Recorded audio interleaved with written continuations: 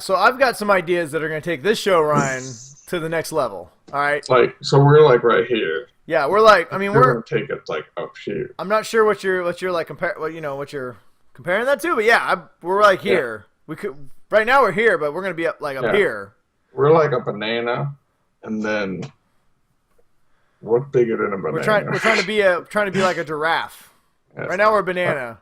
I got my red Solo cup tonight, so. Yeah, so for all our iTunes listeners, which aren't many right now because Ryan has not uploaded our iTunes in a while, this is why you should watch the show, because we are doing some great graphics and charts with our hands. Like, we're here, we're going to be here. But no, seriously, Ryan. So I'm thinking. So what's the idea? Just run with me on this one. All right? Every Facebook site that's not nearly as cool as ours, I follow on Facebook. Of course, because it's Facebook sites. It's a little redundant, I guess. They do Facebook Live. Like, my stream is just getting blown up by Facebook Live all the time. Stephen Amell, the Arrow, started this, and now everybody's just running with it, where they just feel like they just look into their phone like this, and they just talk, right? Whatever. But we're going to take it to a new level. We're going to do a show. We're going to do a Facebook Live show from 2 different time zones. I'm fairly certain that has never been done before. Ever. Not on Facebook. In the history of the world. Yes. On the history of the world of Facebook. So here's my idea. So that way nobody could steal it later, since we're gonna put this up tonight so everybody can see it. So we're gonna FaceTime. I'm gonna FaceTime with you. I'm gonna put my phone up here on my face like this. So it's kind of like our show already, where we're gonna have a split screen, and I'm gonna be on one side and you're gonna be on the other. And then we're gonna Facebook Live into my iPad like this. Like, see, like that. Okay. And so it's like we're gonna be in the same exact room. So do I need to hold my phone like? You don't be dumb. You don't gotta do anything with your phone. Why are you making? Oh. Why are you mocking me? I feel like you're mocking me right now. You can look at yourself like extra right now. That's I didn't realize my iPhone's so shiny. That's always a plus, Ryan. So shiny. I like to put it near my mouth. Sorry, people. My computer's been acting stupid because Windows is a big pile of shit. And Brian is very ready for. Oh, dude, I'm ready to rant about Windows 10. Windows 10 can suck my. You know what, people? Yeah. I'm not even going to say it because it doesn't not need to be said. Yes. But they can suck that, which shall not be named right now. But you can't say it because if you do, they know, and then it just starts to like shut down even faster on you. So. Yeah, they do know. They're watching me right now. I can feel it. Were we going somewhere with that opening bit? I don't know. Not really. We were just talking about stuff that's going to happen soon, and then I was trying to move stuff around on my screen here, and then I realized that Windows 10 blows and I couldn't actually move it. But we shouldn't talk anymore because we're doing this on Skype, and Windows owns Skype, so any minute they're going to shut us down. I can feel it. Yes. All right, so anyway, I guess Homeland maybe Department of Homeland Security on us. Yeah. Hey, I'm going to watch that Edward Snowden movie. I'm already on the watch list. I can't. As a federal employee, you're not allowed to watch it. So, well, we'll see about that. All right, well, time to start the show, everybody. Woohoo! Woohoo! Bringing the energy tonight. Oh.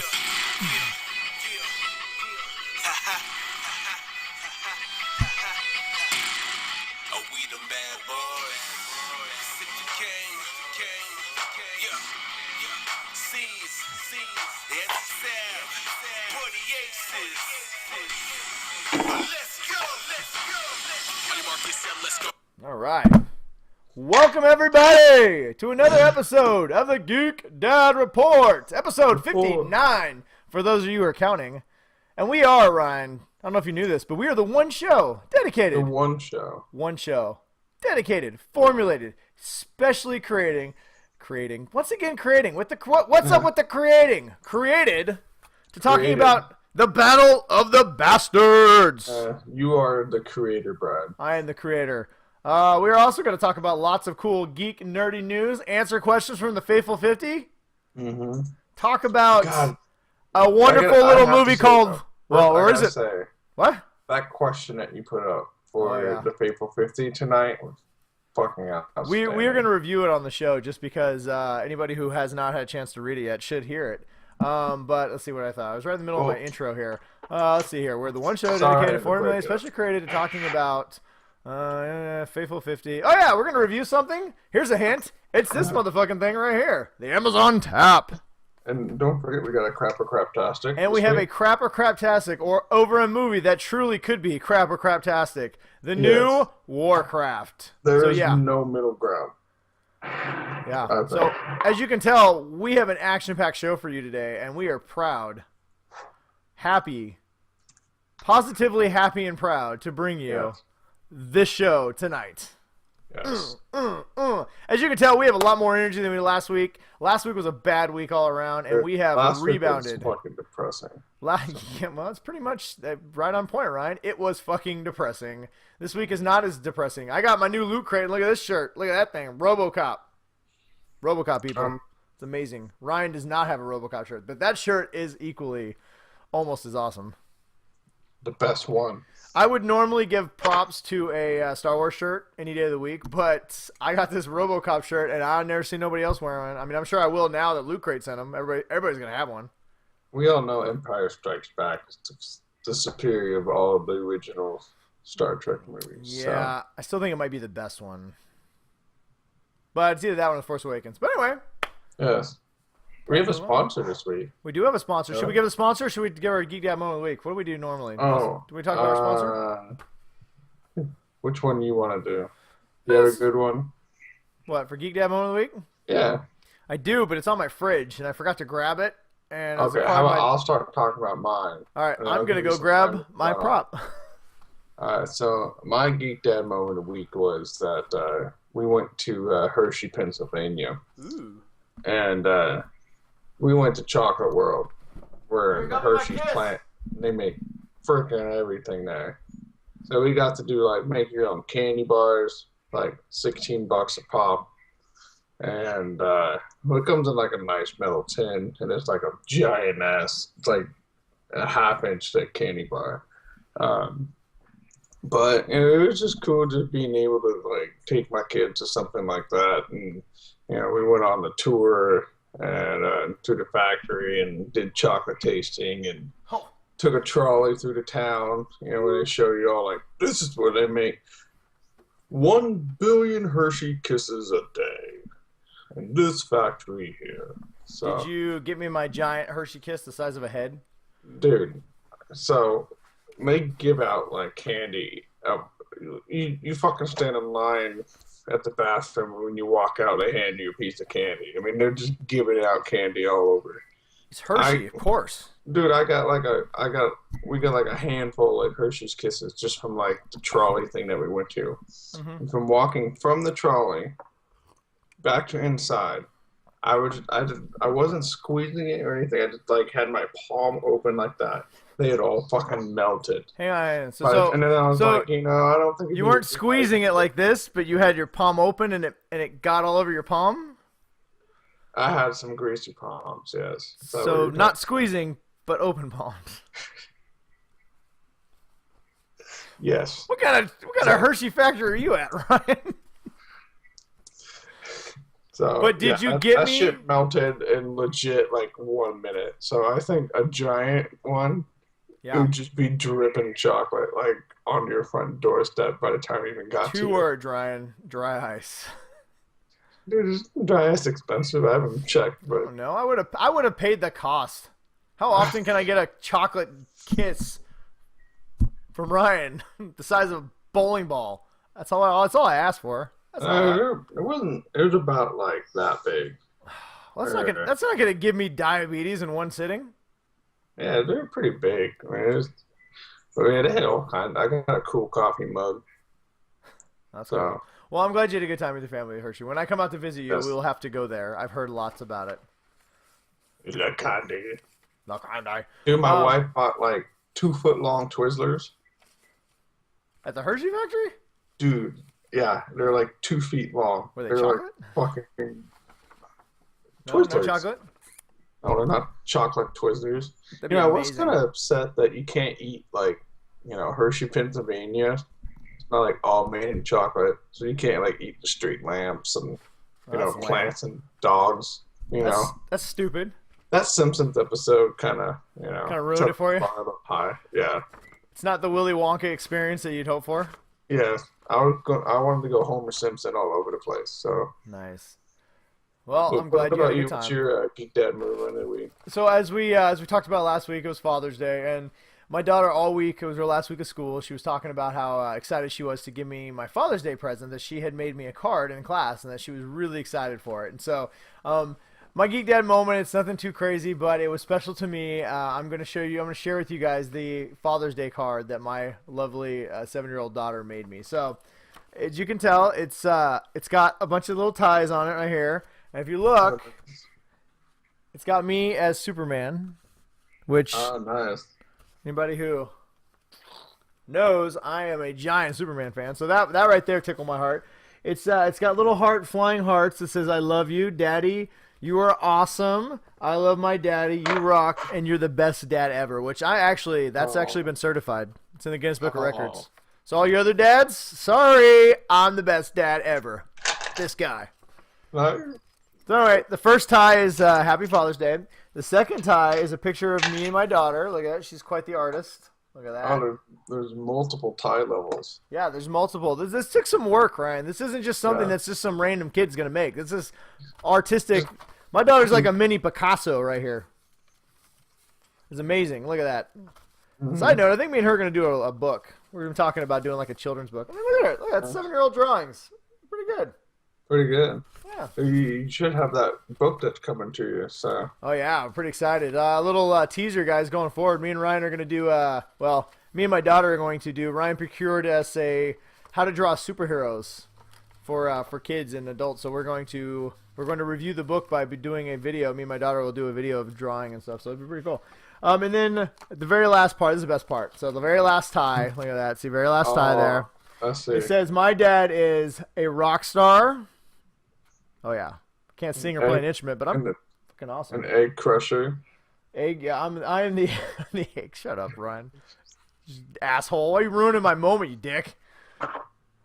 My dad is a super dad. That's 100% accurate. That's like 120% accurate right there. My daughter's like a fortune teller. Sweet, because anybody knows me, I'm as sweet as one of Ryan's Hershey Kisses. You are a sweetheart. It's true. I'm smart. Duh. I'm educated. I went to college and everything. I'm handsome. Come on, there's a reason why we do a video show, people. Man, yeah. Your daughter's kind of a kiss ass too. So. And my dad is the best. Once again, established that I am the best. So, if you guys haven't learned anything yet, it's two things. One, that I have completely brainwashed my children. And two, that I am the best dad ever in the entire universe. But anyway, we are Geek Dads, and like we said, that was my Geek Dad moment. It was, my wife got me some pretty cool gifts, and so did my kids, but that was probably my favorite. So that was pretty cool. My kids made me some stuff, and I put them on the fridge too. I mean, that's when you're a dad, it gets to a point where, the stuff that they make you is 100 times better than anything you can buy. So. Yeah, no, definitely. That is the truth. So. Anyway, unless they bought you like a Death Star or Millennium Falcon, then that shit's just. They did get me. My kids did get me. Well, my kids hopped online with their credit card and bought me a 1-year subscription to Marvel Unlimited, which I'm checking out. And me and Ryan will be giving a full, probably a review / recommendation or not recommendation, maybe on the next show or the show after. But I'm very excited about my Marvel Unlimited subscription. I'm excited about it too. Yeah, I'm sure you are. But you're going to be real excited when I send you that password. I get that sloppy seconds benefit. It's all right. You know what? You'll get that password as soon as I get that Hershey Kiss. Just throwing that out there. Sounds good. Would have been worth it. Might have been cheaper just to buy your own subscription than to send it, but. No shit. All right. Well, that's all we got for that. So, I guess we should take a moment and thank our sponsor for this week. Yes, our sponsor is, if everyone knows, the Starks. The Starks of Westeros, for those of you who aren't in the know. Anybody who's not one of the 23 million people who are in the know. Yeah, they're a very dominant corporation out there. They have a lot of different brands. Yeah. And they're from Antarctica. Yes. And they make some products, that you can't really get anywhere else. So. Well, yeah, but the product that they want us to talk about this week, the reason why they haven't entrusted us to sell their brand new product on the market is because, one, they know how much we appreciate Westeros and the Starks in Westeros. And they actually had a big moment. They just retook part of their business that was taken from them recently. So they're very excited to share with everybody. They have released a whole new product line for animals, because anybody who knows the Starks knows that they have some very large wolves called dire wolves that need to be fed, and they recognize the fact that a lot of people have animals that also high-end animals that need high-end meals. And so with that in mind, they have come up with a whole new animal food line called Boltons and Bits. It is made from 100% douchebag. Yes, with a little bit of vegetables. It is chock full of bone marrow and red blood cells. Yes. Some leather. You know, they were hand fisted, like pulped. Yeah, you know, and then to tenderize the meat. You know, Boltons and Bits. There's a lot of different ways. They guarantee freshness. In fact, it's so fresh. It's like it was made right when the dogs or dire wolves decide they want to eat it. Yes, and like I said, there's that hand tenderizing. Yeah, it's like Rocky punching, like, you know, frozen meat. No, this is all fresh meat. Yeah, total fresh meat. They only tenderize the fresh stuff. One bag of Bolton and Bits is guaranteed to feed at least, I don't know, what, 6 or 7 hungry dogs? Yeah, I will say, like, if you hadn't fed your dogs, like, in a week. Like, in 7 days, probably. You gave them, like, a giant bag of Boltons and Bits, then they're just going to go to town. They're gonna they could possibly bite your hand right off while you're trying to feed them. Oh, yeah. So it's best to walk away. It's definitely best to walk away. Maybe smile a little bit because you know they're getting fed real well. But but you know, that's about it. Yeah. So we're really glad that the Starks were able to. You know, it was a massive corporate merger takeover that was going on, and you know they fought back for their company. Well, and you know, this Boltons and Bits, it's been about six years in the making. They've been developing this. Unfortunately, they lost a lot of the heads of the corporation. In fact, the head of the corporation, his head in fact rolled as they chopped it right off because he was not meeting the requirements. His son took over Stark Industries. His head also rolled, and then there's been a lot. With a different head. A lot of the board has met an untimely demise developing this product. So, but they finally succeeded in getting it out. They're one of the few companies in Westeros that does have more female corporate board members than male. So well, unfortunately, the last female CEO though was terminated severely. It's a very cutthroat business. Yes, very cutthroat. So Boltons and Bits, you can get them from the Stark. Hopefully, the new Stark CEO will do much better. I've heard her second in command is kind of a bastard, but you never know. They do have a co-CEO thing going on right now. Yeah, but like I said, I heard he's a little bit of a bastard. Yeah, so. But anyway, we don't want to ramble too long. We've already given as much as we've already given more than they paid us to give, but we definitely support Boltons and Bits. It's great for your animals, and best of all, it's got a secret ingredient. It's called revenge. Yes. And it's a dish well served cold. Yes. So go get yourself a bag. Immediately. And if you know what we're talking about, fucking watch Game of Thrones, people. What the hell is wrong with you? Yes. If you not at least smile during that, then there's something wrong. I don't know. I think I'm holding it in. This is a whole Game of Thrones episode. If you guys didn't see my Faithful 50, I will be reading the post that I am very proud of for our Faithful 50 question segment. We'll get to that a little bit later. But I think, what do you think, man? I think we gave them our money's worth. I think we nailed that one. Boom. Oh, dude, boom goes the dynamite. All day long, twice on Sundays. All right, well, let's see here. We're gonna make the news short because truthfully, there's not really a lot of news this week. Yeah. All right, so moving on, Ryan. It's time for Ninja News. Ninja News. Huh. Uppercut of truth. I guess truth. Yeah, sure. Why not? Huh. Double eye gouge. I did like a judo eye gouge. Double eye gouge of knowledge. And what do you got? What are you bringing today, Ryan? You're bringing something. The throat chop of punishment. No! You can't give news with punishment. What is wrong with you? Sweet mother of Jesus. Come on. Come on, man. Let me down over here. One of these weeks, I'm going to get it right. It's all right. So. You know what? I think you not getting it is probably the best anyway. It's for the better.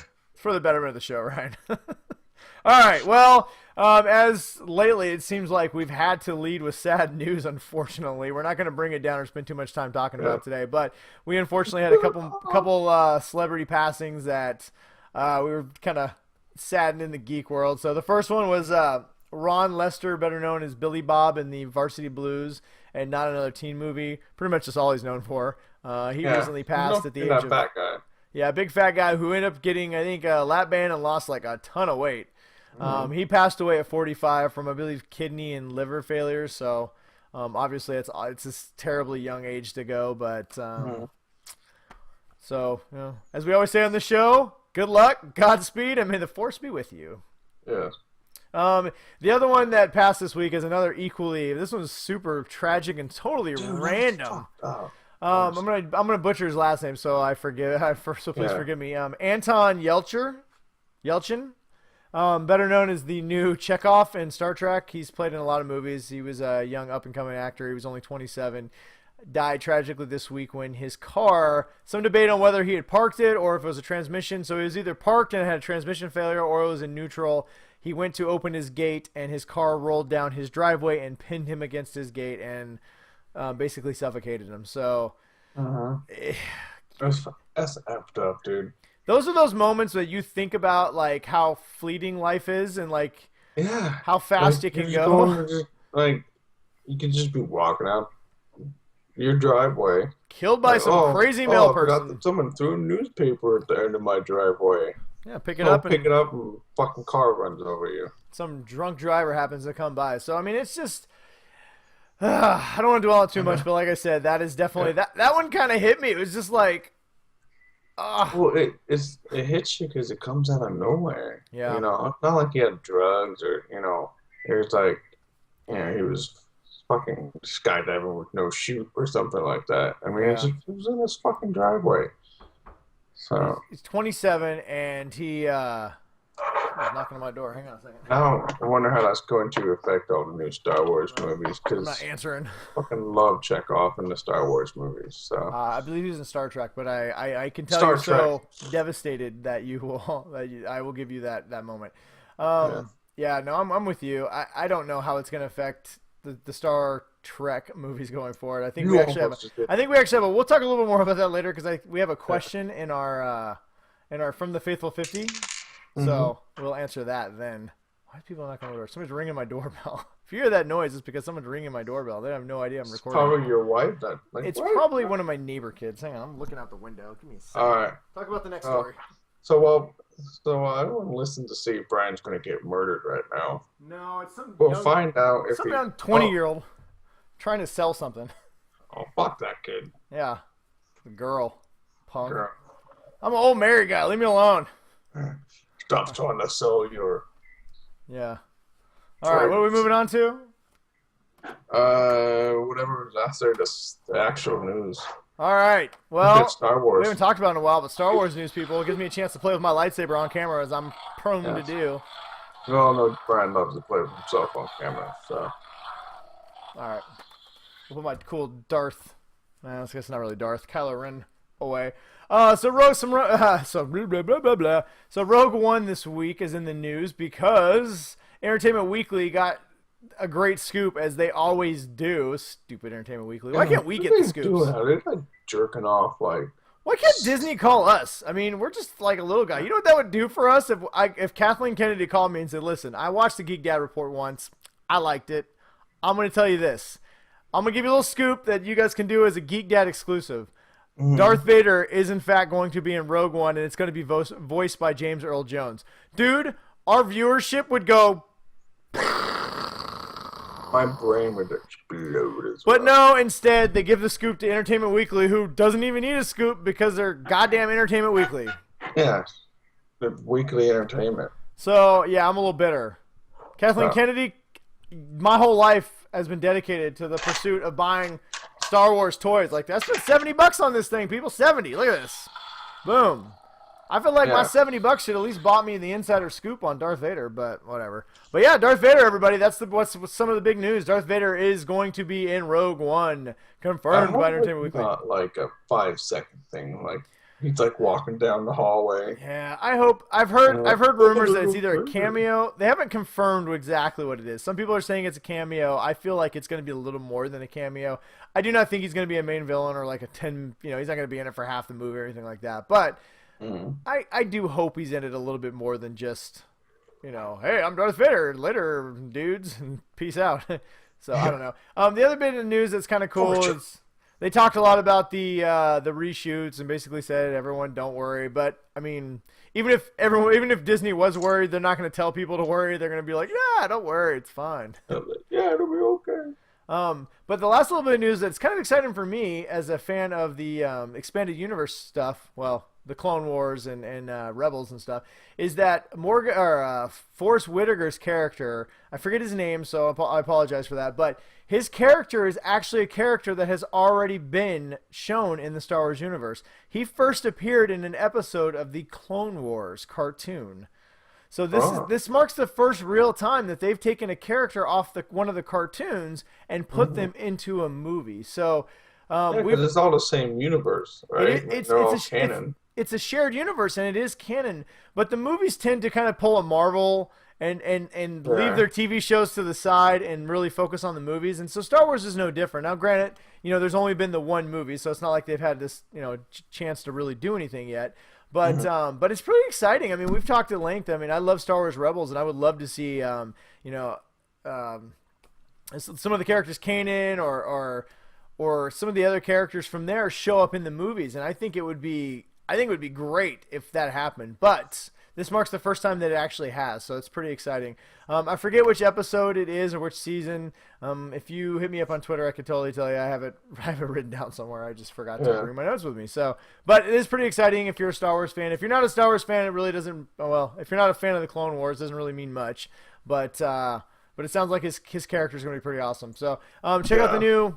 Keep bumping my microphone here. Check out the new issue of Entertainment Weekly hitting the stands, I believe, this week. It's a whole Rogue One's all over the cover, and they've got a big story about it. So if you'd like to know more, check that out, or just Google it. Or for those of you who don't hate Windows, you can Bing it, but... Dude, I've not even used that once. I did it one time. I didn't like it, so I just said no. No. I dabbled in the Bing a little bit. Just wasn't working for me. You know what I don't dabble in and does work for me, though, is Archer, the television show on FX. One of the greatest animated shows of all time. Yes. Just got renewed for not 1, not 2, but how many seasons, Ryan? A splooshing 3 of them. 3.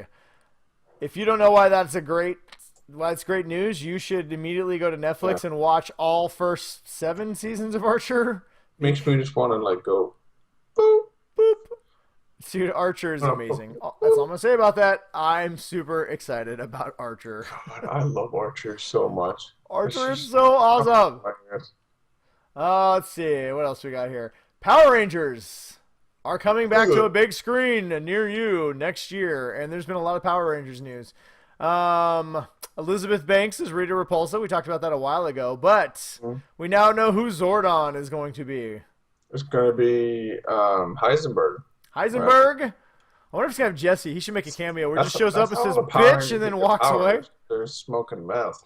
And that's how they get all, fast. And wow, this Power Rangers movie is going to take a real dark turn if that's the way they're going.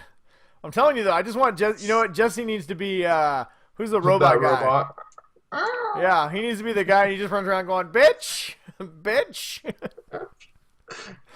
But they just released, Lionsgate just released a pretty cool poster that we put up on our Facebook page. It showed all the Power Rangers on this car looking up in the stars, and the stars formed a Power Rangers lightning bolt. I thought it was pretty cool. I grew up on Power Rangers. I'm not the biggest Power Rangers fan, but I don't know. I'm excited for this movie. Nostalgic, I think it'll be cool. But yeah, I don't think we actually said it, but Zordon is going to be Bryan Cranston, in case you didn't understand all the Breaking Bad references. So, oh, God. That's true. There's that. Sometimes we apologize. Sometimes we go so nerdy that we forget that other people aren't as big of nerds as we are. Yes. I've actually gotten complaints about. I've gotten emails from people saying, "Hey, I love the show, but I don't understand what you're referencing." I'm just like, oh, there we go. I just help. I'm not gonna say we're gonna dumb it down. We're gonna give you the nerd light edition occasionally. So Bryan Cranston was also Malcolm in the Middle. Yeah. Fun fact too: Bryan Cranston actually voiced a bunch of the original Power Rangers in the original TV show. That's pretty meta. Yeah. So there you go. Let's see what else happened this week. Justice League. Justice League had a big press WB had a big press conference for a bunch of people. Pulled the people in. They said it was a press conference. I'm gonna say it's damage control. Basically, they got everybody together and said, "Look, our Justice League movie is gonna be awesome. We know a lot of people hated Batman v Superman, but this is totally different. It's gonna be way cooler."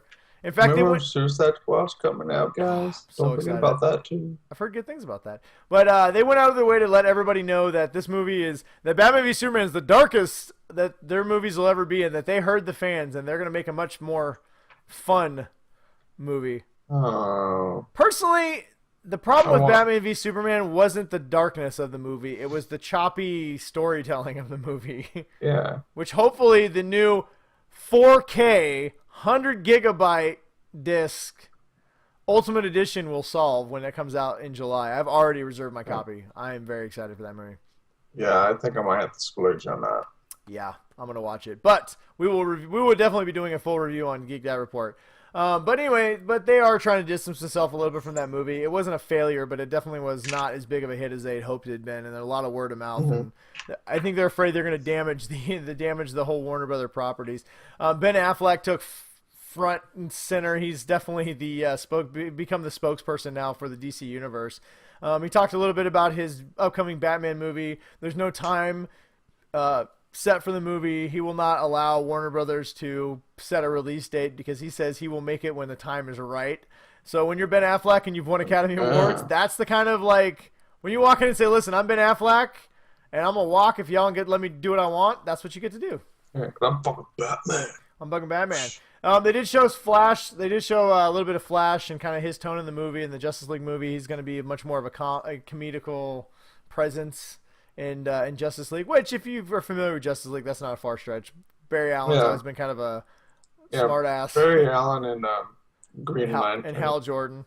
Yeah, they always give each other shit. And they should bring some levity to the movie. I don't know. I've heard rumors that Green Lantern's not going to be in it a ton, but Flash is definitely going to be front and center. Batman apparently takes center stage. Superman is going to be in this movie. They've already shown him the promotions, but it sounds like he won't be anybody who watched Batman v Superman, spoiler alert, knows that Superman dies at the end, so clearly they have to kind of bring him back in this movie, so it sounds like he's going to be more in the back half of the movie than the whole movie. I don't think Aquaman's going to have any. I think he'll be the serious guy. Yeah. Well, you're Aquaman. You should be serious. Everybody's so much fun with fish. You've been the butt of every DC Justice League joke for the last 40 years. You should be serious. I mean, your best friend's a whale. You didn't bring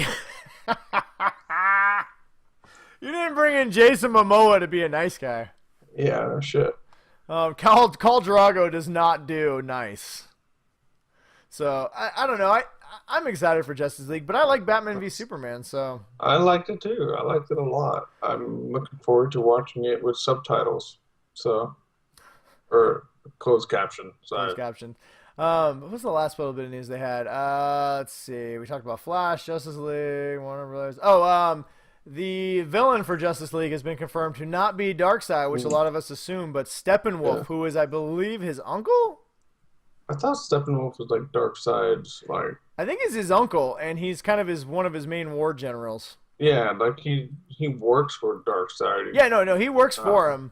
But I believe he's because they're although that race of beings are the new gods, and I want to say he's his uncle in that whole thing. But he's still a very formidable villain, and they've actually shown him. If you've seen that clip that Warner Brothers released right after Batman and Superman came out with Lex Luthor, we actually saw him with the mother boxes. So hopefully he'll have a little more of an expanded role in the extended or in the Ultimate Edition that comes out in July. But he is going to be the villain. He's going to have parademons, and I'm guessing it's going to make way for Darkseid in the next Justice League movie, which apparently Justice League is no longer Part 1 and Part 2. This Justice League movie will be a standalone movie with the Justice League sequel following a year later. So Interesting. Yeah, let's see. Lex Luthor, Jesse Eisenberg's going to be coming back. He's been confirmed for Justice League. So, anyway, there's a whole bunch. If you want to know more about the announcement, nothing crazy. They showed the new logos, pretty much the same exact logos as they showed a year ago. Just check it out. It's all over the various entertainment websites. And let us know what you think about the new upcoming Justice League. I'm excited. I'm looking forward to it. So. The only thing I want to say, I don't want to spend any more time on this other than this. I hope they don't Marvel it. I love Marvel, but I like DC. I like the fact that DC is a little bit darker, a little bit more adult, and it's different. And I hope they give Wonder Woman a lot more screen time than Black Widow gets. So yeah, well, hey, look, guess who I don't have? I don't have Black Widow, but guess who I do have? Wonder Woman. You know why? Because at least DC knows how to market their toys to girls. Mm-hmm. Ugh, get your shit together, Marvel.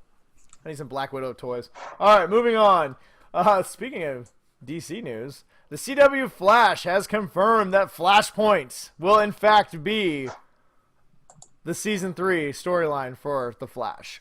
God, and I hope it filters out throughout the rest of the shows. God, it would allow them to reset on a crappy Arrow universe and a crappy Legends of Tomorrow or League of Tomorrow. I don't even know.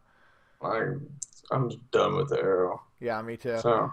Well, Arrow, since you're done with it, you won't care too much about this news. They cast Tyrese from The Walking Dead to be the main villain. I don't even know his name, but anyway, Tyrese is going to be the main villain in Arrow. They also cast Tyrese. They also are going to bring in Artemis, who anybody who's watched Young Justice cartoon knows who Artemis is. She's a Arrow-like female archer who's super awesome.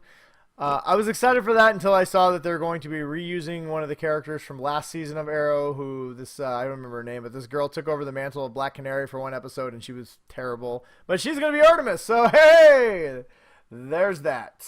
Yeah, okay.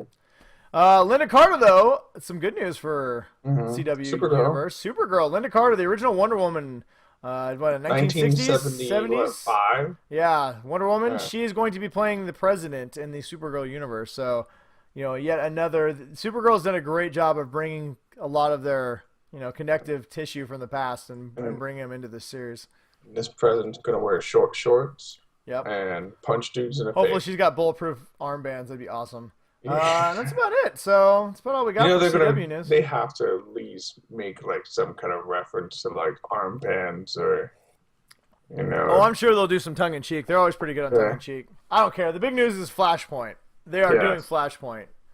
Oh, I love the Flash. And just cross your fingers that they just let it go through Arrow and all the other stuff. It just changes everything. I'm crossing my fingers, Ryan, just for you, buddy. Yes. Come on. All right. Let's see. Last little bit of things we got here is we just want to touch base. 3 new trailers dropped this week that we wanted to talk about that were pretty awesome. The first was Lionsgate released the trailer for The Mechanic Resurrection, the sequel to the Jason Statham movie Mechanic, which came out, I think, 4 years ago. Yeah, and basically he kills people. Really kills people.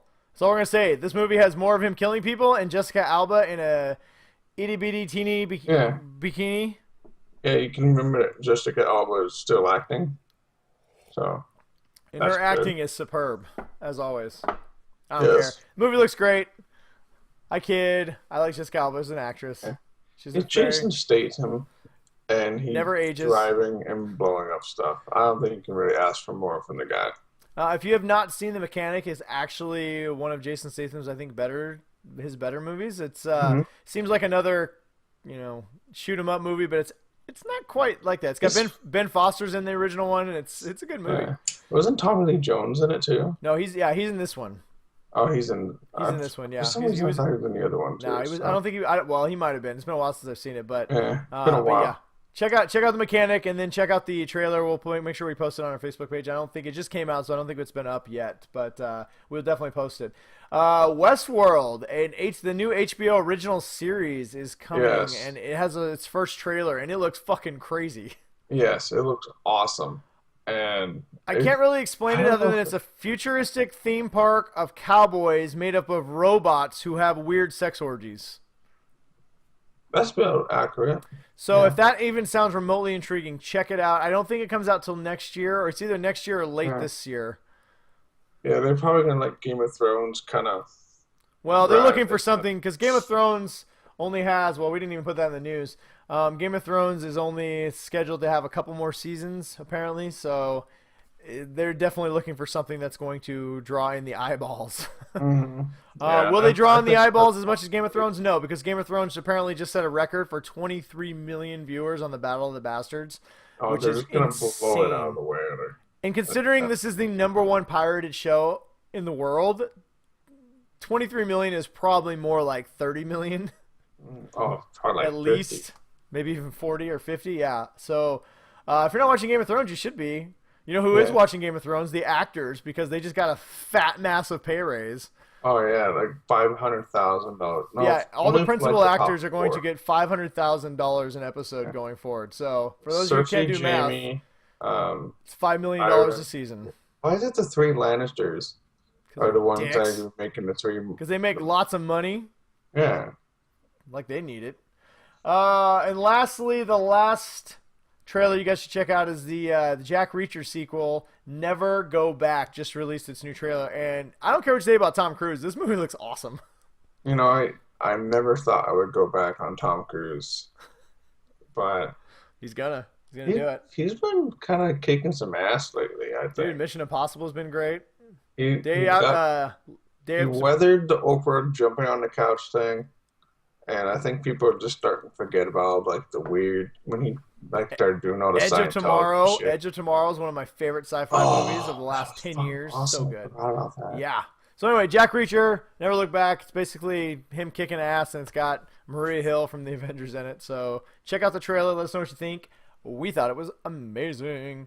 Yes. All right. So kind of run out of time here, and we got a couple things more to do. So I did want to touch base on every week we say we're gonna have some Game of Thrones talk, but I want to take 2 minutes, and talk about episode 9, the Battle of the Bastards. So if you have not watched Game of Thrones episode 9, whatever, spoilers, here it comes. But Ryan, that was fucking amazing, and that was the best episode I've ever seen of Game of Thrones. I was so excited, just like sitting there like. I took mental notes of how many times I'm like, well, this is where Jon Snow dies. Oh my god! You're right. I thought they were gonna kill him again. He dies. I was like the whole time. How badass was that though? When they kill Rickon. Okay, so that was horribly sad. You know what, Rickon? Fucking just take 2 steps to the side. Zigzag, man. Serpentine pattern. Serpentine. Move around like a snake. But that whole part, I like that when Jon Snow goes after him. And he doesn't get to him, and then he looks, and then the whole army's like, "Oh shit, here we go."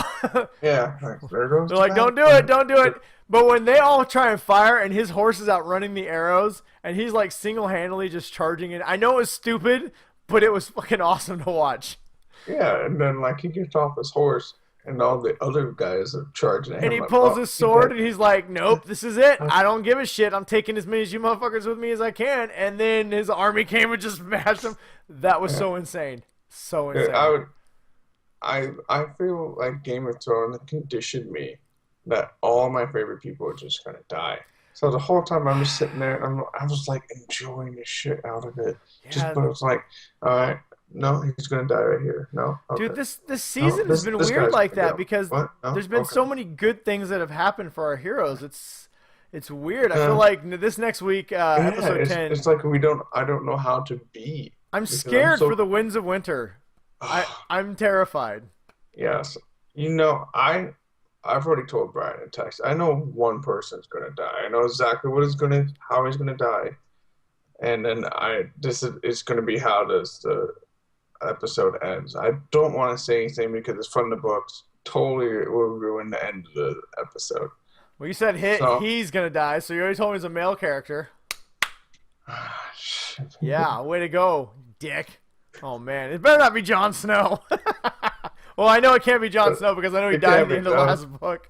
He dies in the last book. Maybe it's Jaime Lannister. Is Jaime gonna die? Oh man, okay, well, all right. Well, I don't want to talk anymore about Winds of Winter. But yes, it's gonna be terrible. Winds of Winter is it's gonna be a good episode. But I just want to say that I think this series have showed me things. That episode, I never thought I'd ever see something like that on television. dude's like, and then when they started like boxing, they ran with the shields and just started like squeezing in on Well, everybody. and then if you throw in the whole dragon sequence with Daenerys, oh Oh my yeah, god, yeah, she's riding these 3 epic dragons and they're fucking everything up in sight. Dude, it was yeah. so great. It was. Like, oh, we got ships. We're like, oh, I know it wasn't yeah. perfect, and I want to know why Sansa didn't bother telling Jon that, hey, by the way, I've got this whole fucking army over here. And so Yeah, go let well, all your wildlings die while I just hit in the back here. But I feel like the show's going to answer it, but I didn't care. There were problems with this episode. It wasn't perfect, but for me, it was perfect. It was everything I'd wanted to see since I started watching Game of Thrones. I wanted to see Jon Snow in an epic. Hardhome last year was close. It was pretty epic. But this one, you finally got to see Jon in a full-on... I mean, he pulled a Ned Stark and almost got him and his entire army killed because he was like... For honor! Shut up, Jon. You gotta play the game, dude. But you know what? But this episode proved one thing to me, too. Props to 1-1. Oh, Good job, 1-1. And how about Ramsay? What a dick.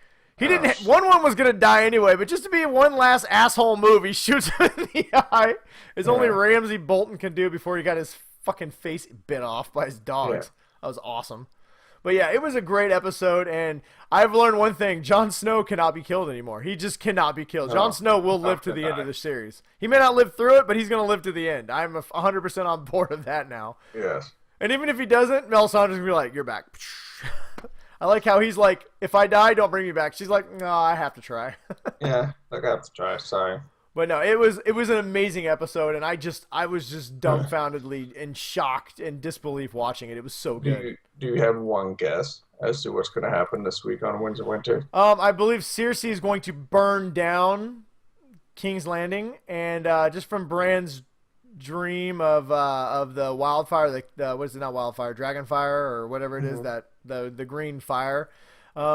He's seen that going through tunnels, so I'm guessing they've made too much emphasis on that happening that I think that's what her little secret is. I think it's going to end the whole Seven Scepters. I believe that storyline is done. I believe her son, I believe she's going to try and kill them and end up killing her own son.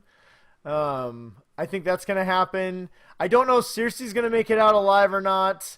You clearly have said someone's going to die, so I don't think it's going to be. It could be Devos. I like Devos a lot. I feel like him and Melisandre's storyline's coming. One of those two is not going to make it out of this episode. I think House Tyrell is in trouble. I think they may all. Well, they're trying to get the fuck out of King's Landing. Yes, but so. Marjorie and her brother, the Flower Knight, the Rose Knight, or whatever. I think Marjorie's pulling some weird shit. Yeah, I'd like to see what her end game is, but like I said, I think Cersei, I think she may just try and burn up the Seven Scepters and end up burning down the entire town. So, because I think there's a flash. They've shown flashes of Daenerys coming to Westeros, and like it looks like it's snowing. I think that could be ash, and it could actually be the entire city burning. I want her to. I hope Tyrion gets her to like go to the wall first. At first I thought this season was going to end with the White Walkers at the wall, which I still think that's going to happen. I think because I think what is it, the Night's Watch blows their horn 3 times for a White Walker, so I think at the very end of the episode you may hear 3 horns blow. You may not even see them, but you may hear the horns blow. So I think the White Walkers will get to the wall.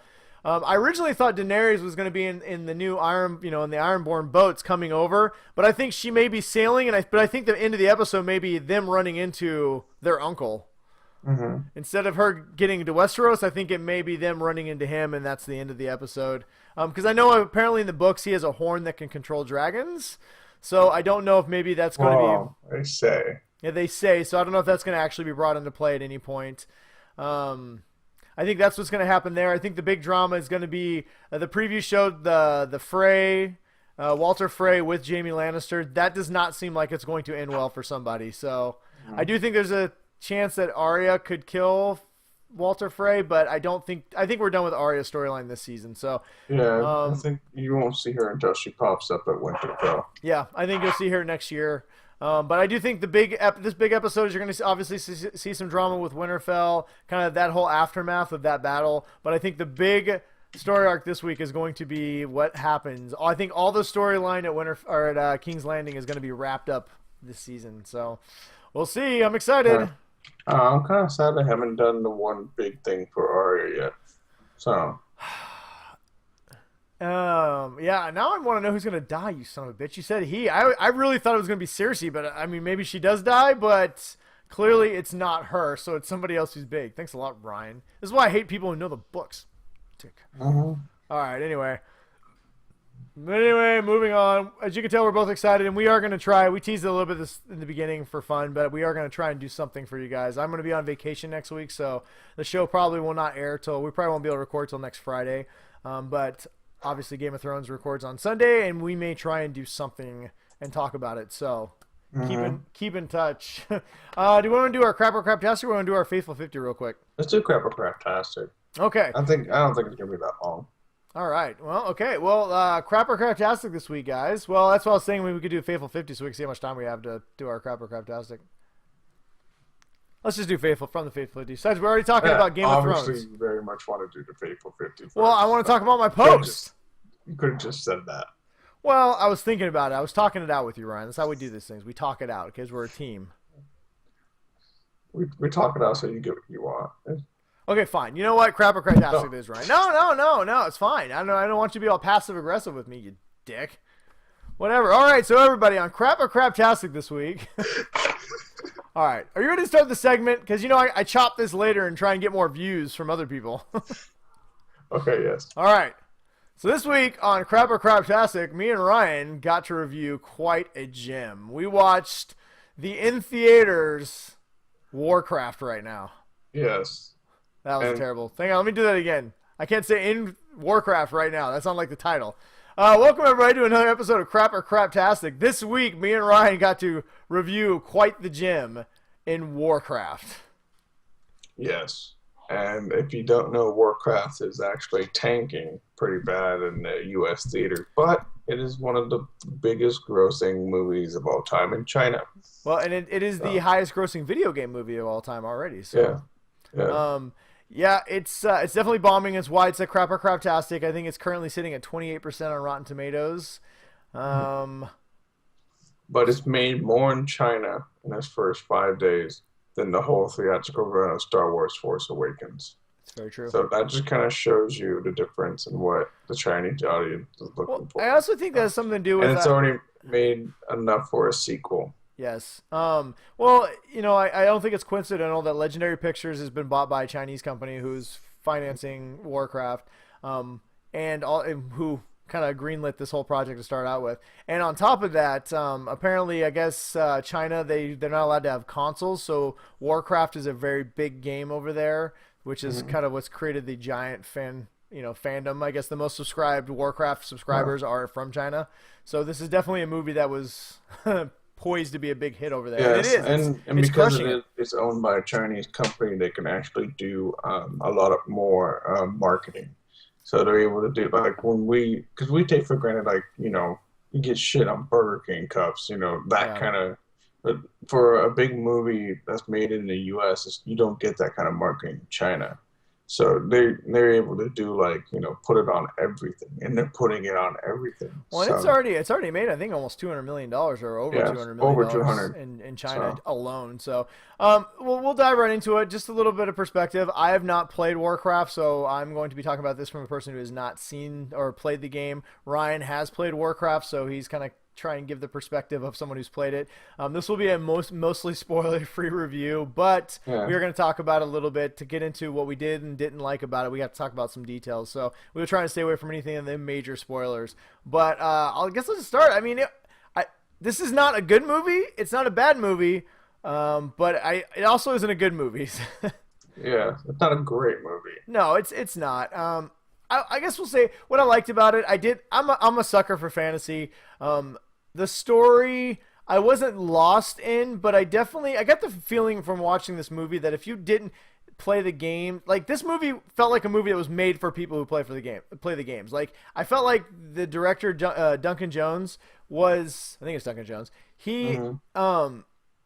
I feel like he loved this game so much that I actually feel like this is a 2-hour version of the game that they just put on big screen. Like, they took all the clips and said, let's make it into a movie, and this is what you got. Because it felt like I was watching a live action video game, for good or for worse. and the irony in that for Warcraft is that part of the big, huge draw of playing Warcraft 2, Warcraft, Warcraft 2, and Warcraft 3, they're all real-time strategy games.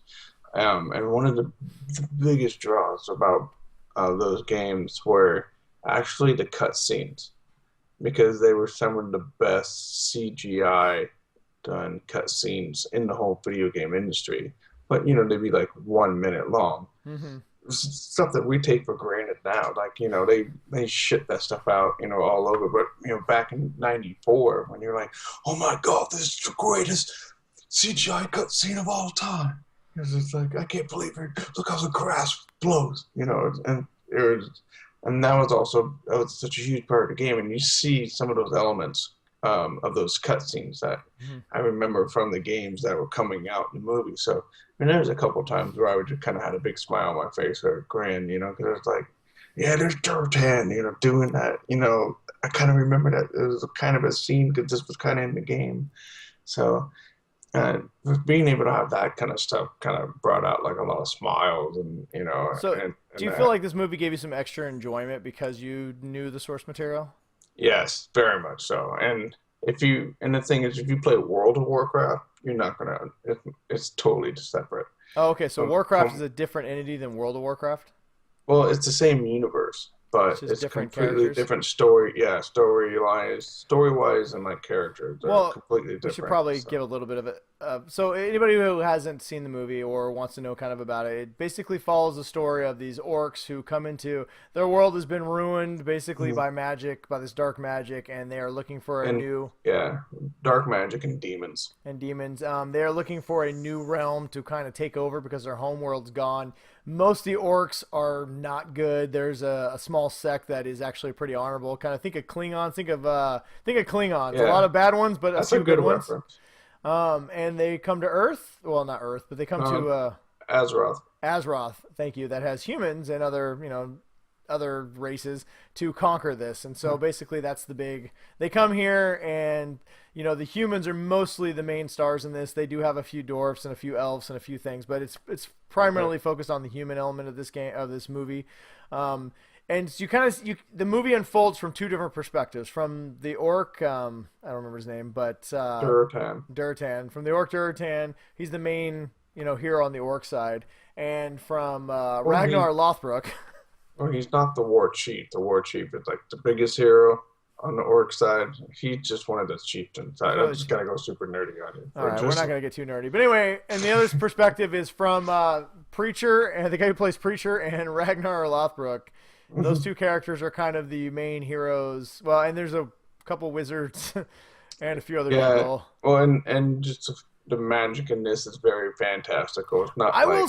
It's not like the Gandalf where you don't see it. Yeah, well, hey, we'll get on that in a second. I kind of want to give the good and the bad, and that's one of the things that's good. So basically, the movie follows, the orcs are trying to conquer this realm, the humans are trying to find it back and trying to find out what's going on, and there's a whole magical element to this where they're trying to figure out whether bad magic has invaded their realm. It's kind of cool where they, the good magic is blue and the bad magic is green, so it makes it very easy to follow kind of who's good and who's bad. I think this movie, ultimately they clash at the end.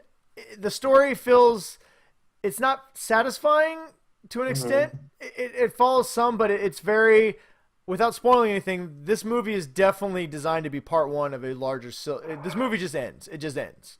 It kind of follows a partial story, but doesn't tell the entire story. And so from that aspect alone, I do hope they get a sequel. I enjoyed this enough that I want to see a sequel. But so that element of the story I did not enjoy at all. It ended, but there was a lot of things I did enjoy. So I figure if you want to, we can kind of talk about the good and then maybe the bad, and then kind of give our final review on it. So the good, I like the actors. I thought the actors were really fun. They didn't take this too seriously, which I don't think you had. I think if everyone would have taken this super seriously, it would have been bad. Lord of the Rings. It's not Lord of the Rings. Yeah, no. This. If you were thinking Lord of the Rings, you're going to be massively disappointed. It is not Lord of the Rings. It is not Game of Thrones. It's not even Willow. This is more Dungeons and. This is more Dungeons and Dragons than Willow. Yeah, and like cartoonish almost to an extent armor. and weapons. Okay, well, we'll get about that in the bad. The good, the orcs. I thought that would be good. The CGI was amazing. The orcs looked fantastic. In fact, the orcs were kind of my favorite part of this movie. Their stories were actually more compelling than the humans for the most part. But same thing in the game. So. Okay, well that makes sense. But the mini orc chieftain and his wife and his son, that was a very compelling story that I was actually invested in, much more so than their human counterparts. So, but I thought the story elements worked for the most part. I mean, there's definitely some leaps of logic that you're just like, whatever. But I kind of felt like this movie was kind of set up to be a movie where you just shake your head and say, whatever. I'm just gonna enjoy it for what it is. And the magic, I love the way they did magic in this. Far too often people wave their hands and shit happens. I kind of like seeing magic being charged up. It felt very Dragon Ball Z to me, where things are charging up and then you're getting blasts and. Well, and it's not just like beams of light. There's like arcane symbols like within the beams of light and stuff like that are, and that's from the game. So. Yeah. Good. Anything else good that you want to talk about real quick? You hit on all my good. I like the Griffin. The Griffin. Okay, cool. The Griffin was awesome, and like I said, Ragnar's fighting was amazing. But that kind of leads into my bad a little bit. The problem that I had too is like the humans when they fought, you had everybody, you had Ragnar, and then you had everybody else. Everybody else was these terrible fighters who couldn't fight to save their lives. But Ragnar could literally 2 or 3 humans, they just all kind of ran into orcs, and orcs are just smashing them left and right. But Ragnar could come in by himself and kill 30 orcs immediately. Yeah. And the orcs in this are not like, and his son is terrible. They're like, their hand is like bigger than they're head. massive. Like, you believe it when they smash their humans. Their fingers are like, this big around. It's very violent. And when they smash humans, you're like, oh, Jesus. Yeah.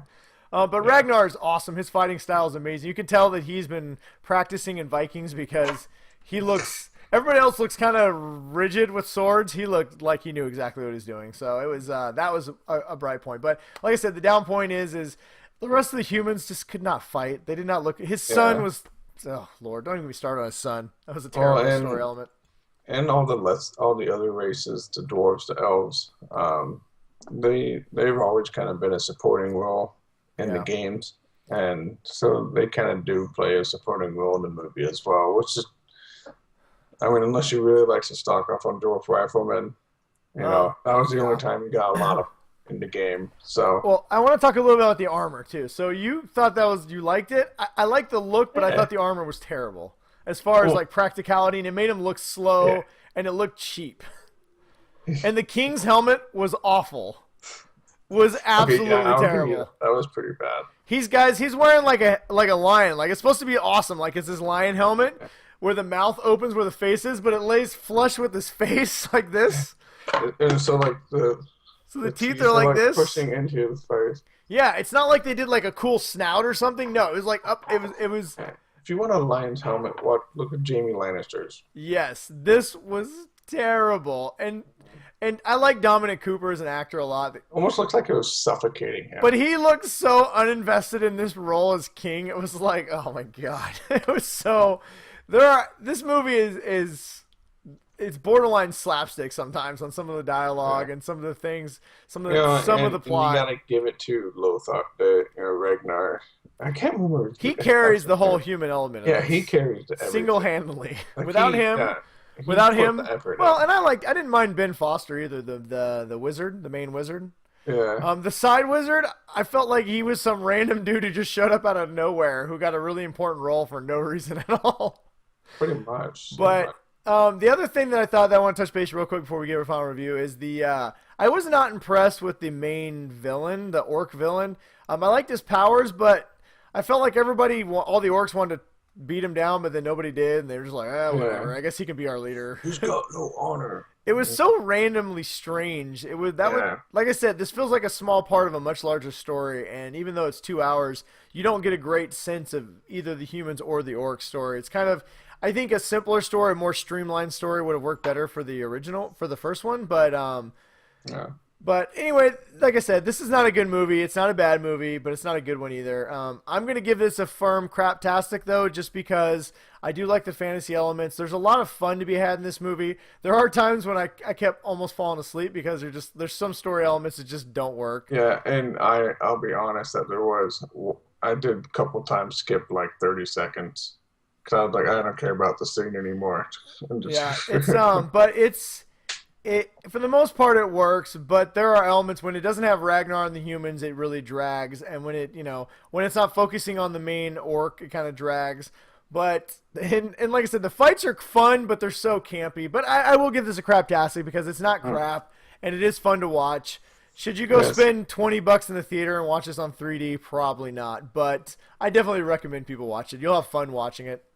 Yeah, I'm giving it a craptastic as well. I mean, it's fun, and I got messages making sure it wasn't my wife. So uh, it was fun. And if you played the Warcraft real time strategy games in the mid late '90s, basically all throughout the '90s, Yeah.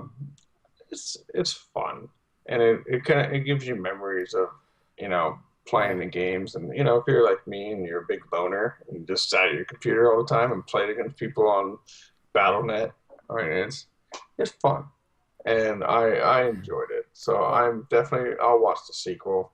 All right, so if you played the games, you should definitely watch it. And I did not play the games, but I'm a fantasy fan, and even I still enjoyed it. So if you want to see what a very, very faithful adaptation of a game looks like on a big screen, Warcraft is the movie for you. So all right, moving on. So we ran a little long, so we'll try and blow. It helps to be Chinese too. Yeah. So well, if you're from China, you'll definitely love it.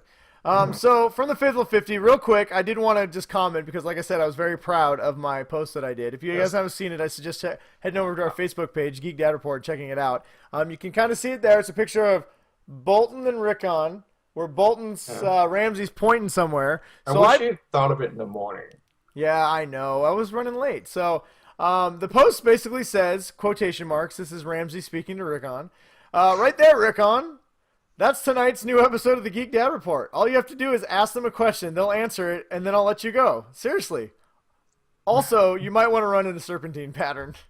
And then I said, well, like Ramsey said, it's time for questions and topics from the Faithful 50. Fire those questions at us, and like Rickon, we won't dodge them. For the win. All right, so maybe that's not as funny when you read it out loud, but I thought it was pretty funny. It's when you get it in your head. Yeah, the Bolton voice. So. Yeah, I guess that's it. I didn't have the Bolton voice, but I thought it was pretty funny. So this is me patting myself on the back because I laughed. Ryan promises to raise the bar next week. We'll see. Yes. I feel like the gauntlet has been thrown down. All right, so let's blow through these pretty quick. Here we go. Chris from Washington. He wants to know, with Anton Yelchin passing away so suddenly, do we think the ending of Star Trek Beyond will be changed? Will they have a Paul Walker thing like Fast and Furious did, where they have Chekhov pull off in a shuttlecraft next to the Enterprise and give the what's up nod to the crew, and then both ships will fly away in different directions with the Wiz Khalifa song playing in the background? I gotta admit, I still haven't seen. Okay, well, since I have seen it, I'm gonna say yes, they should totally do that. Yeah, I don't know. It's like we said, it's kind of sad. I'm sure they'll just do a 4. Everything. They don't need to add them in. Yeah, I know. I think they will do 4. They'll add in like a 4, Anton type deal at the end of the credits. But clearly they're going to probably recast Chekhov for the next Star Trek movie. Or they'll just say, "Oh, Chekhov got promoted into back Russia into the D quadrant." Yes. So anyway. Let's see. Thank you, Chris, for your question. Jeff from Washington said he agrees. He was yelling, "Shit, Rickon! Zig, motherfucker! Zag!" I think everybody, Jeff, was yelling that at their screen. Yeah. Fucking get out. Get out of the way! Fine. Ramsey's gonna fucking kill you because that's what he does. He's a dick. And then he also wants to know, he says he's decided today that he's officially bailing on Gotham. He said he tried, he really, really tried. He's been debating since the middle of season 1 whether he should quit, and he finally has. Which show is now our #1 pick for termination? The show that is next on the chopping block. Arrow. Or in terms of my geek shows, that's essentially all I really watch. Yeah, Arrow. Fear the Walking Dead is this close. I watched the first. I watched the first 3 episodes. Yeah. I just don't have any energy. Yeah, same here. Season 2. I've got the rest recorded. I'm going to try and watch them and see if I can pick it up. But I would say Arrow and Fear the Walking Dead clearly on the chopping block. Yes. Evil Chris from Utah, who has Chris from Washington likes him to be known as. Yes. He wants to know when's the last time I wanted to throat punch one of my children. What time is it? At your children? Well, first of all, I'd like to say, throw out the disclaimer, me and Ryan or anyone that's affiliated with the Geek Dad Report do not condone any violence towards anyone, especially children. But how often do I metaphorically want to throat punch my children? Every minute of every day. Yeah, in my head, I think at least once a day. In my head, it's like one of those comedy spits where you go, "What?" and they like fly through a wall and then they're fine, like Pink Panther style. You like slap them on the butt really hard or something. Oh, yeah, Chris, we feel you. Kids. There's always a moment where they're like, it's like one would be like my son. Like he was over here playing on the computer, all by himself. It was fine. His sister comes, walks over, and just starts like poking him. For no fucking reason. It's because they're siblings. They like to screw with each other. We said, just Lincoln can have some time to himself. He wanted to play Minecraft and work on some stuff that he was building. And so she just walks over and just starts. And then they start fighting. Well, Chris. Why'd you walk all the way across the room? Because they're kids, Ryan, and they're jerks. Chris, I want to say that I read your question out loud when I was in the kitchen tonight, and my wife heard it because she's always joking about throw punching people. And so, my wife's awesome. But so when I read your question out loud, she looks at me and she goes, "Shit, when don't you think about throw punching your children?" I was like, good call. All right. Thank you, Evil Chris, for that question. It's good to hear from you again. It's been a while since you've commented on the show. Go watch, listen to Utah Outcast. Yeah, Utah Outcast. Good show. I was on that show one time. That's how good the show is. They brought me on. Smart people over there working at the Utah Outcast. You can find them at podhell.com. Or UtahOutcast.com. Maybe I'll try and hop on a show. We can hop on together. We'll just take it over. We'll take over his show like he did to our show that one time. What a jerk. Bastard. Just kidding. We love you, Chris. Brian from Washington. He wants to know what our expectations are for Rogue One. With the storyline pretty much known, his hope is that there's going to be a lot of action sequences and Darth Vader being a badass. It's basically what I have high hopes for Rogue One. It's Star Wars. I don't think you can have anything but high expectations. Yeah, it's weird. I don't really have any things that I expect out of it going into it other than just being a good movie and being a fun movie. Yeah, like when you see a Star Wars movie, you expect it to be like you could take off your pants halfway through the movie. Yes, definitely. I too hope that we touched base on a little bit earlier. I do hope Darth Vader's in this more than what's been rumored. I want to see at least one badass sequence, kind of what we saw like in the end of Rebels Season 2. Just Darth Vader doing something that you're like, okay, that is why he is the baddest motherfucker in the galaxy. Yeah, if one dude doesn't get force choked. Not even force choked. Just from across the room, drags him over, kind of like Kylo Ren did, and then maybe either lightsabers him in half or chucks him like in the sky behind him. Just as something awesome. That's all I want. I want at least one scene where Darth Vader shows why he is the scariest dude in the world. Or even if he starts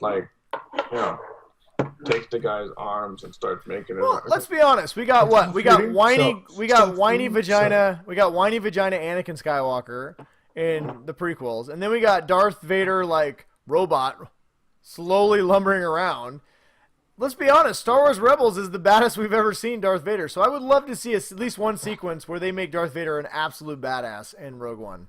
That's what I mean. He in the movies universe, and he hasn't had like a lot of like time to actually like be a badass. Yeah, well, exactly. I mean, and not just that. 70s and 80s were very limited on what they could do with the 7-foot tall robot character. So, but yeah, I don't really have any true expectations other than it's just gonna be a good movie, and I hope it's awesome. I'm sure it will be.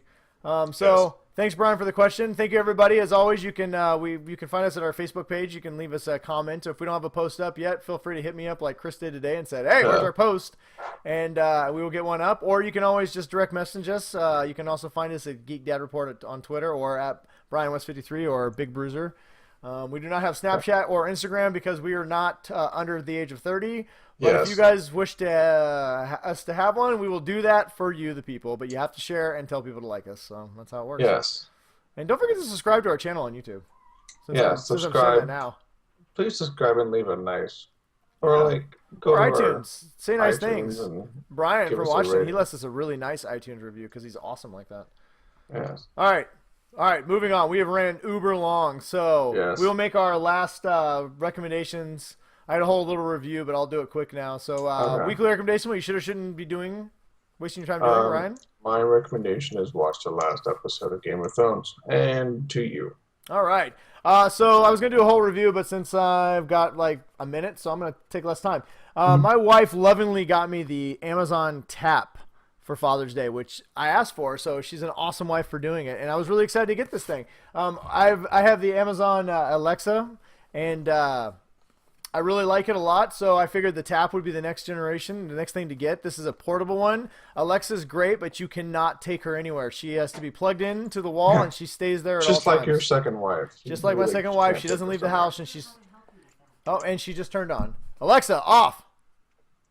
So yeah, that's how good she is. She knows my voice. But it's a great system. So I was looking for something portable I could take camping because Alexa has to be plugged into a wall. Something with a battery. This has gotten the Tap had gotten really good reviews. 8-hour battery, Bluetooth, portable. So I asked for it. She got it for me, and I have to say that I'm massively disappointed with it. I got it out of the box real quick. It's about yay high, so it's it's your normal size. It's pretty cool. You can tap this button right here, and it'll connect to Wi-Fi, and it'll talk to you just like the Alexa, which is great. But then I played music. The one thing that you want a portable speaker for is to play good music, and the sound quality is awful. There is no bass, and what little bass it has, once you turn it above 50%, the bass kicks off and the treble cranks way up, so it's real high-pitched. For a speaker, the sound quality is just not good. It doesn't get that loud. It's very pitchy. You can definitely tell it's for a voice thing, so it's meant to speak to you and not play a lot of variety of music. Battery life, supposedly is pretty good. I didn't have a chance to really test it. Obviously, like I said, I put it back in its packaging and decided to take it back because if I want a speaker, I want it to sound good. It does. I will say, if you are interested in this, you can see right here on the bottom, this is actually a rechargeable base. That's how you charge it. You just set it on the base and it charges it, so there's nothing to plug into it, which is pretty cool. It connected really easy, and it worked well through the Amazon Alexa app that my other Alexa works through, but I just cannot recommend a portable speaker that does not sound good. Was it one of the things that the Amazon reviews are just kind of overblown? No, the Amazon reviews actually had mentioned that there's not a lot of bass, but I think a lot of people this still has a lot of ratings on it, and I think a lot of people like this because it's cheaper than Alexa. It's about $70 cheaper, and it's not as good as Alexa, but it's close. So I think people who don't want to spend the extra money, you're getting because it connects to the internet, it does almost everything Alexa does. So you're getting a home operating system for only $129 instead of almost $200. So I think that's where people liked it. But the sound quality of my Alexa is infinitely better. It's much louder. It does. The voice activation listens to your voice. Instead of this one, you have to push the button. That's why it's called the Tap. You have to tap it to get the voice activation to work. But like I said, for a portable speaker that I'm going to take camping or any place else to listen to music, the sound on this was very lacking. It was very clear, and it's not like it was distorted. It's not the way you want to listen to music. You want a full music experience when you're actually getting a speaker for music. So if you're looking for a cool substitute for Alexa and you only want to spend $129, but you want a Siri type device that also plays music, I guess this is for you. There's no problem. The quality was good as far as the design. It feels good. It's well made. It looks nice. There's some cool things about it, but just the sound is not good. So if you're looking for a portable Bluetooth speaker, I'm going to say you're going to have to pass on the Amazon Tap, which is too bad because I really look forward to having, because they can talk to each other. My two devices can work together, and I was very much looking forward to that. But I already have one Alexa. I don't need another one, so especially one that doesn't sound very good. There you go, people. There you go. All right, well, that about wraps it up, unless you got anything else, Ryan. No. All right, well, I'm right here. We're gonna sign off, and we're gonna do a quick Comics You Crave. So make sure you get on the lookout for that because it's a really good comic. So fucking amazing. Until next week, everybody. Goodbye. Let me find the music here. Hang on, I'm reading it upside down. Until next week, stay awesome.